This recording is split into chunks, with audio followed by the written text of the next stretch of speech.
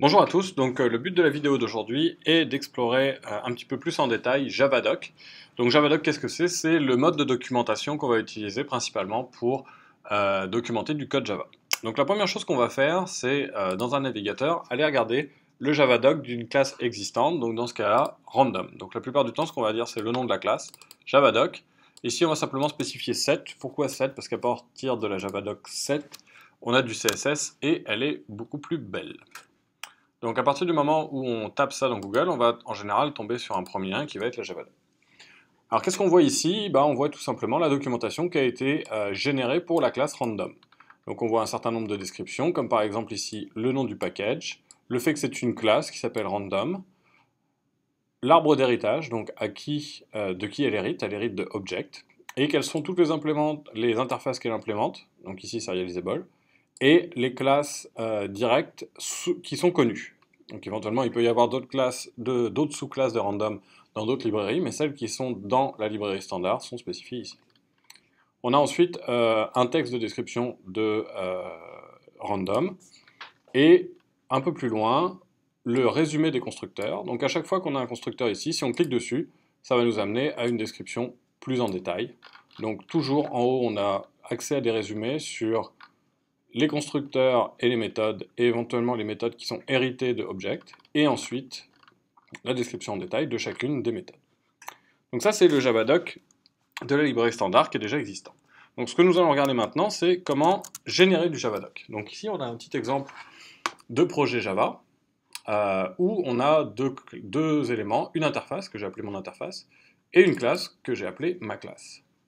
Donc dans ma classe, j'ai absolument aucun commentaire de documentation. Dans mon interface, j'ai ces commentaires qui commencent par slash étoile étoile et qui finissent par étoile slash. C'est ces commentaires-là qui vont constituer la Javadoc.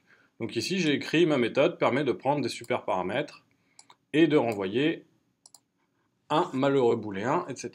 Alors comment on peut faire pour générer ce commentaire-là? Si on tape tout simplement slash étoile étoile, automatiquement, Eclipse va regarder la signature de notre méthode et générer un squelette de Javadoc qui va pouvoir ensuite être complété. Et donc c'est ce que j'avais fait ici. Alors la première chose qu'on va faire, c'est générer le Javadoc. Comment on fait ça? Tout simplement dans Project, sélectionner Generate Javadoc. Et ici, il va nous demander pour quel projet on veut l'utiliser. Donc ici, on va dire l'intégralité du projet tuto Javadoc, tous les éléments dont la visibilité est publique. Et ce qu'on va dire, c'est dans la destination standard, on va l'envoyer dans Workspace Tuto Javadoc, dans /doc. Donc on clique tout simplement sur Finish, Yes to All, et on va maintenant aller regarder ce que ça a créé. Dans notre répertoire de notre projet ici, en plus du bin et du src, on a maintenant un répertoire doc qui contient un ensemble de fichiers HTML. En fait, ces fichiers HTML, c'est la Javadoc de notre classe.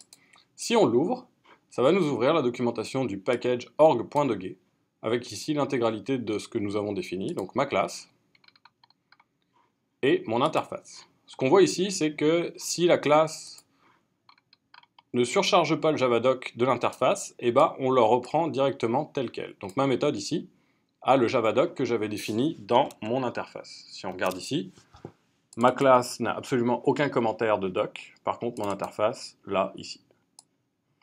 Évidemment, on aurait pu, si la méthode est surchargée, surcharger également le Javadoc, auquel cas, il va remplacer le Javadoc original.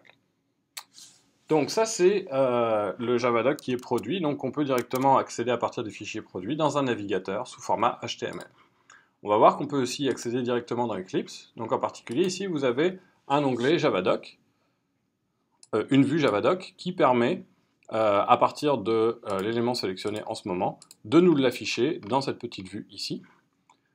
Si on ne l'a pas dans notre IDE, on peut tout simplement faire ici Window, Show View, et aller sélectionner Javadoc qui permet de le récupérer. Donc imaginons qu'on l'ait supprimé par erreur, Window, Show View, et on va aller sélectionner Javadoc qui va ensuite réapparaître.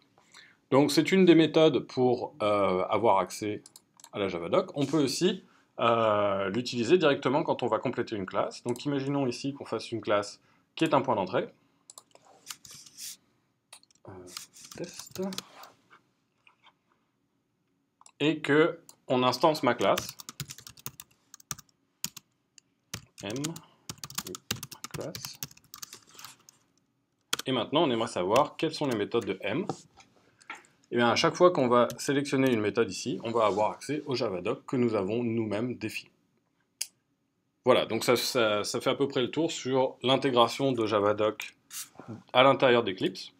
Alors maintenant, on va simplement se poser un peu la question de qu'est-ce qu'on peut mettre là-dedans? Quel est le format? On l'a vu, c'est du HTML, donc les fichiers produits sont du HTML, et en fait, dans une certaine mesure, on a le droit de mettre tout le HTML que l'on veut.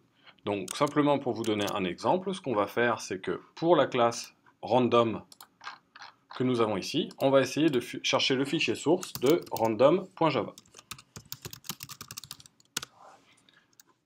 Alors, il y a un certain nombre d'endroits où vous allez trouver le code source directement de la JDK, car évidemment, la JDK est en open source. Donc, si jamais on l'ouvre ici, on va voir sur la droite l'intégralité du code, incluant les commentaires initiaux qui font partie du Javadoc. Donc on voit ici la Javadoc qui est...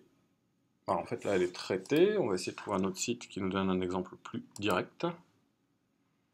Voilà, donc là on voit bien la Javadoc directement, et on voit à l'intérieur de notre élément qu'on va pouvoir par exemple utiliser des balises EM qui sont des balises HTML standard.